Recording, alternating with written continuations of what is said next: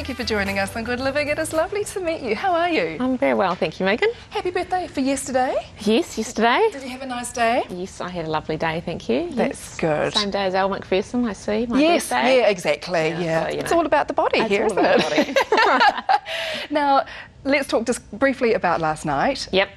Bit of a disappointment given the win the week before. How did you feel about it? Yeah, the Mercury Energy Tactix played the Fever over in Perth, and I didn't travel. I'm assistant coach, but I didn't travel over to that game because I've got a 10-week-old baby.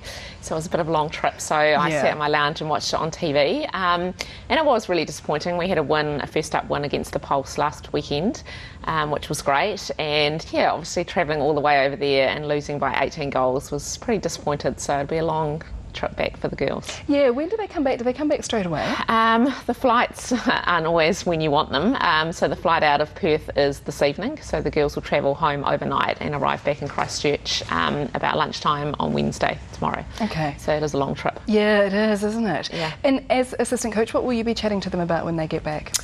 Yeah, well, I'll have the luxury of watching the game again this evening. I've got it recorded so I can have a look. And it's about, often at this level, it's just little things. It's not major things that you have to adjust. So, yeah, the main things, I think, were the amount of ball that we turned over. And if you do this at this level, the other team just take it down and score a goal. And it's very easy to suddenly let the other team, you know, have 5 or 6 goals just from 5 or 6 easy turnovers. So, yeah, it's about ball retention and nothing the girls can't do. Okay, so that they know that it's there within them, don't they? Yeah, they do. So, Julie, how have you found it going from being a netballer to now being assistant coach? Are you still amping to get back out there on the court, or has that kind of subsided? Yeah, it's really funny because I did wonder how I'd be. You know, last year I got pregnant and had Thomas in early January and yep, as you said, come back as assistant coach. And you know what, I haven't really felt like getting out there on court. I've been quite happy being on the sideline. I realise I've got so much to learn in the coaching world.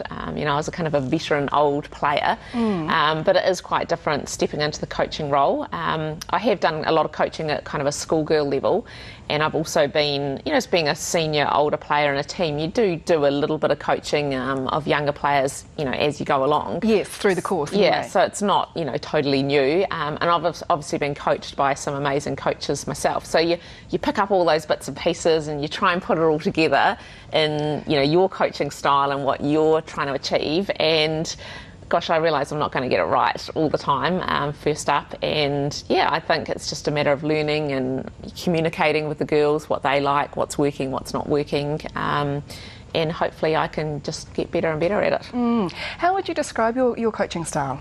Yeah, I don't know if I've got a style as such yet. I think I'm pretty more perhaps an easygoing, laid-back, positive person, I think. So far, I'm not the tell people what to do.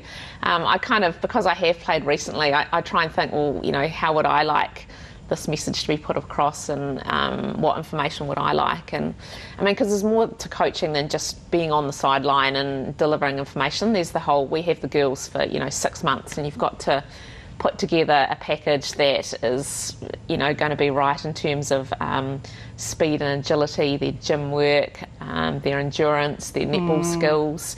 Plus, they've got lives outside netball. So yes, that's right. Yeah, we forget that. To put everything together so that when the season starts, which it did last weekend, you know, you've got the girls in the best possible shape and you've gelled them together as a team. And plus, this is just the start. We've still got, you know, 17 weeks of competition to go. So that's right. It's a big season, isn't it? Yeah, there's a lot to do and put together.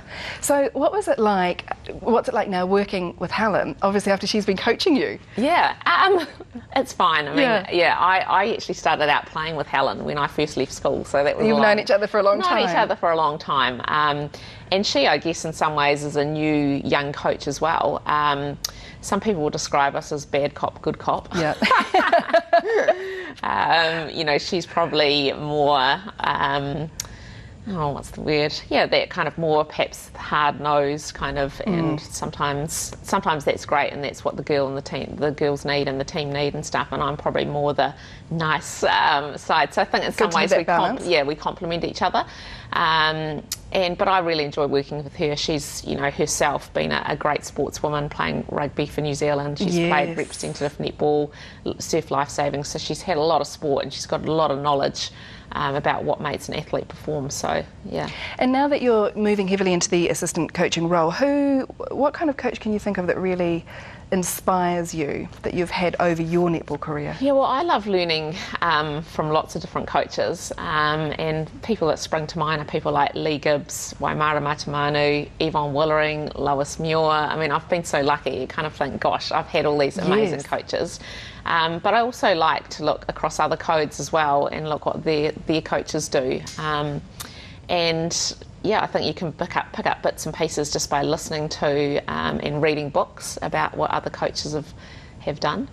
Yeah, and get some advice and things. Yeah, I mean, let me say, it's much easier being a player. Is it really? Much easier, because you're while you're working as part of a team, you're a little bit more focused on yourself and what's going to get your performance to a high level. Whereas when you're a coach, you know, we've got 12 people in our team, and you're trying to get, you know, them to that top performance. So yeah, there's a lot more factors involved. So was it I know it would have been a very hard decision to retire from international netball. Did you feel emotional around that time when you were making that announcement? Yeah, I did. I mean, netball's been a huge part of my life. I've played, you know, ever since I was in about the old stand of 4. So, you know, I was about 10 years old. I've played, had a little bit of time out having my children, but always had the option to come back and play. And I love it, and you know, in some ways I'd love to keep playing forever, but you know, the reality is that I can't. I've chosen a profession where you can't keep going forever, and I already exceeded perhaps what is the norm in terms of playing sport at that level. I was 38 when I played my last game of ANZ Champs. Wow. So yeah, that's erring on the older side of things. But you're such an inspiration, I think, to any women that are watching out there at the moment that have, you know, that are fantastic in their own field of sport, and having children as well. I mean, that must have been, I can't imagine how hard that was for you, but your body just keeps bouncing back. Yeah, I mean, I certainly surprised myself. I never, you know, kind of planned it to be that way. When I was pregnant the first time, I was 29 years old, and not that many people had come back and played sport at an elite level. So in some ways I thought, well, that could be it. That could be, you know, the end of my netball career, and will I want to come back and play, and will I be able to come back and play? And then once I'd had Harrison and I really enjoy running, and I started getting fit again, I was like, you know what, I think maybe I can, and I want to. And I just kind of ran with that each time. I guess I had one of my children, and you know, I just, you know, was, and then it became a challenge almost. Like, yeah, can I do it again? Yeah, can I do it again? Can I do it again? Well, you've done so well, Julie. We're just so proud of you here in Canterbury, and it's fabulous to have you staying with the Tactix in that assistant coaching role, and lovely to meet you as well. I actually just need some quick advice. I'm starting playing Saturday netball again now for the first time in 20 years. What should be my best fitness thing? Running? Well, you're asking me who loves running, and I think, you know, netball involves running up and down the court, so while swimming and biking and all those things can keep you fit, in the end you run on the netball court, so I think, you know, you've got to mirror what you're going to be doing on Get the out court. there, pound the pavement. Yeah. Thank you very much, Julie, and good luck for Sunday's game coming up as well. Thank you very much. That was Julie Seymour.